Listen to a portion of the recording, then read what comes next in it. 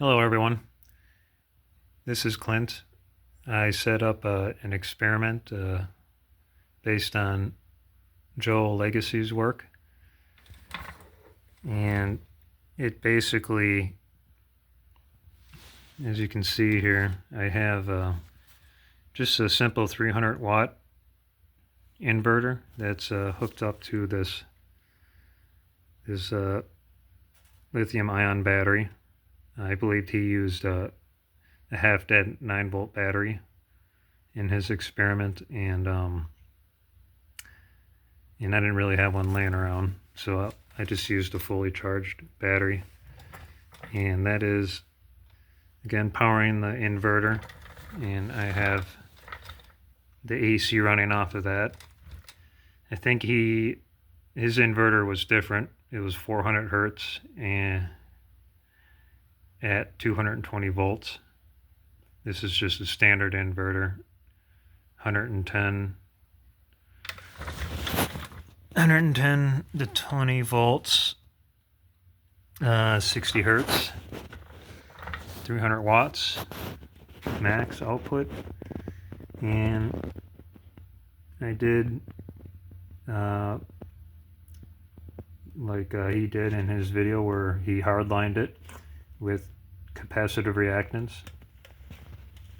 So the AC line is going out there. In series I have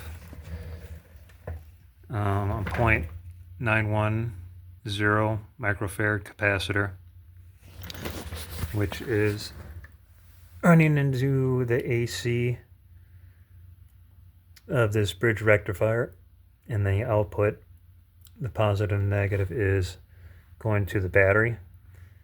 Oh, by the way, these are really nice, these bridge rectifiers. I got them locally at the Science and Surplus store. I don't know, you can probably order them online, but they're just kind of like a package deal, and they do work quite nicely.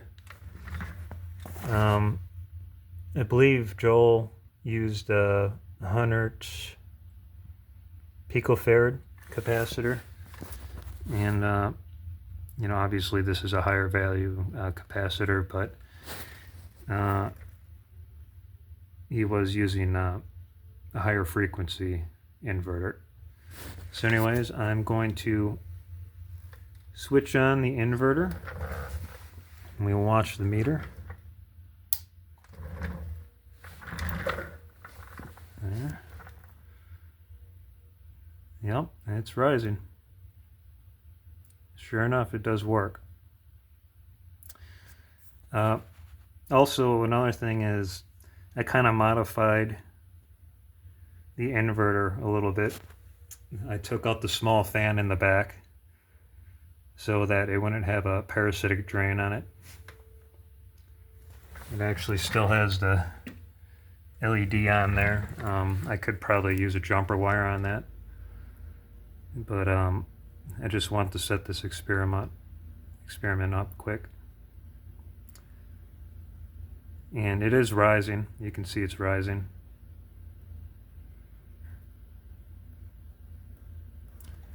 I think it'd be nice to eventually do something like this where we throw some ammeters on it. You know, like maybe right over there where it's hardlined, just to see what kind of current draw we're dealing with.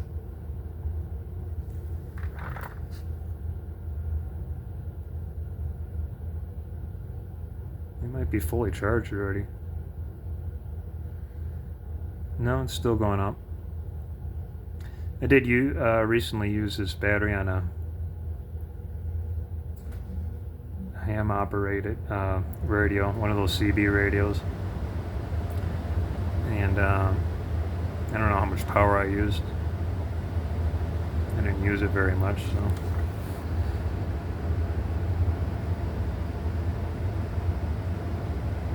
but yeah, I guess the idea is to limit the current, and according to capacitive reactance, it should be doing that, because obviously I have this in series, right there with the AC output. And there's the return line, you know, going back to the AC output. And yeah, that's about it. So I think there's something to be said about capacitive reactance and limiting the current. And I think Joel's really onto something here. I used it in a few other experiments too already, and it seemed to work. But again, I didn't have any meters on it, so. But you know, according to the textbook, you know, when you hardline it like this,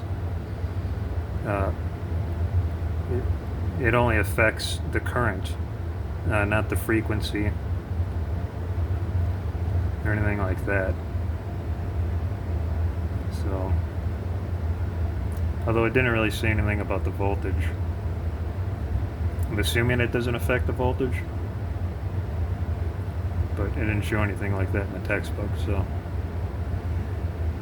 and with that, I think just gonna end that, and that's it. Good day.